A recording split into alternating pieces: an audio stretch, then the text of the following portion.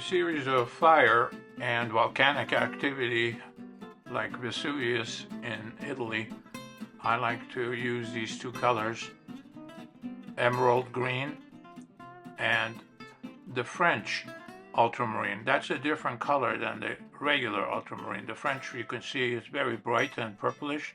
I will use it today on the bottom for creating an ocean, reflecting the volcanic activity and the fire, which I will be working with for the next few videos in this new account. I like to mix them and see what it looks like on the ocean, but I think it's going to be too bright. So we need something much darker. This is nighttime, but I will be forced to add more kind of a lighter blue to the sky to make the water reflective of these beautiful orange and reds. So first I start with something and then I add alizarin crimson to tone it down. I bring back the cadmium yellow, cadmium orange, and the cadmium red, hoping that it will look like a mirror reflecting everything on top. The three colors that I'm using, yellow, orange, and red, are analogous colors. And since we don't have really a whitish blue, they never go green. I have no problem with green on the entire painting since we have so much alizarin crimson and purple. At this point, I decided to have two diagonals directing the eye to the focal area of the painting, which is the fire and the orange color. So the color is alizarin crimson and French ultramarine mixed with white. First, I experiment with the diagonal being very strong, but eventually I'll tone it down so it's more of a afterthought. I don't want too many items in one painting. So if it's out of focus, nobody will notices it. Only I know that I'm directing people to the center.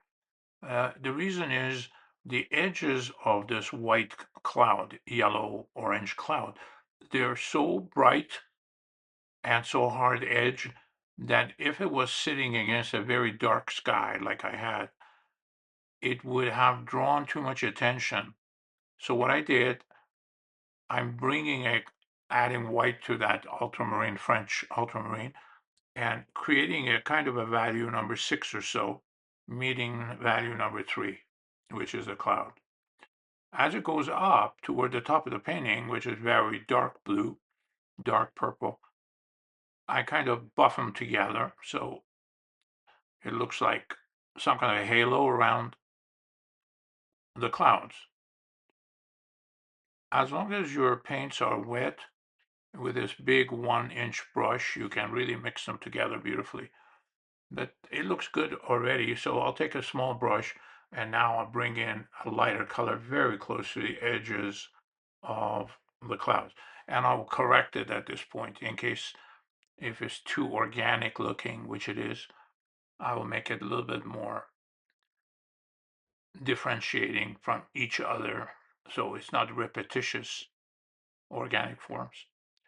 It is going green right there, but I will put some alizarin crimson on it and it should go away.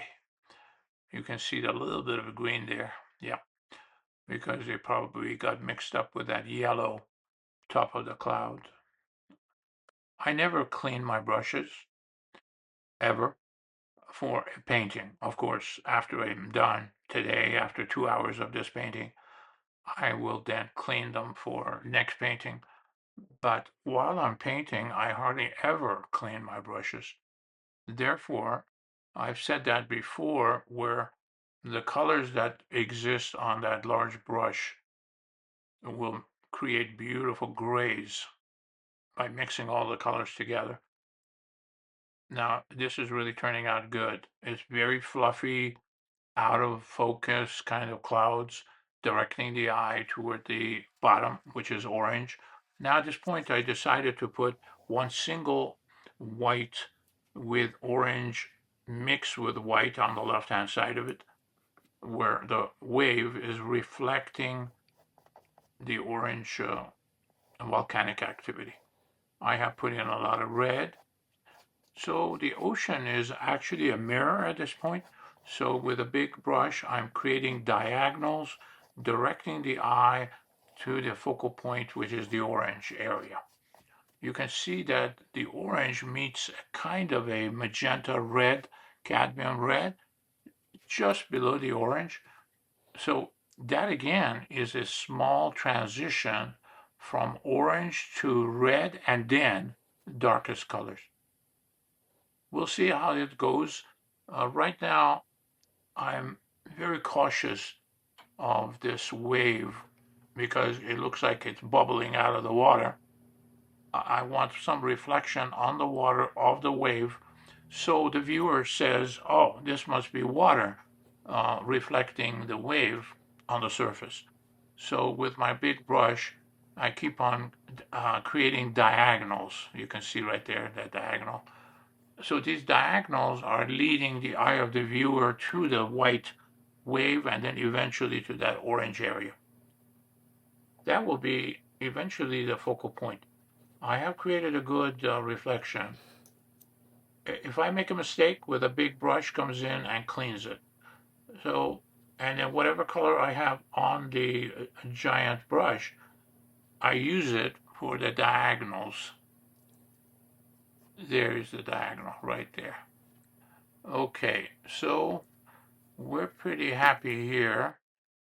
Yeah, that reflection really does look good. And here is the final product.